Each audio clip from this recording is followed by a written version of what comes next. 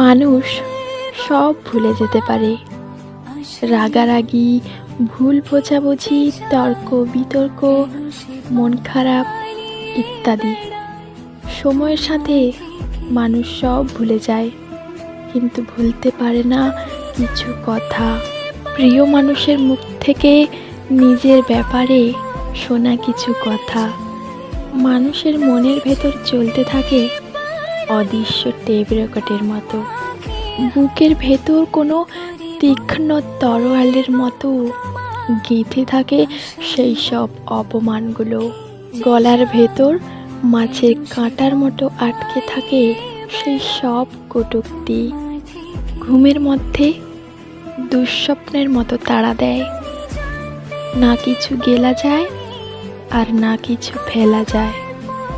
একটা সময় পর সব আঘাত মিলিয়ে যায় ধীরে ধীরে, আবারও মুখে হাসি ফুটে ওঠে, দিব্যি থাকি আমরা। তারপর একটা নির্ঘুম রাতে খোলা বারান্দায় হাঁটতে হাঁটতে আমরা পৌঁছে যাই সেই সব কথার মাঝে। কি ভীষণ যন্ত্রণা হয় তখন, সেই একই কষ্ট আবার ফিরে আসে।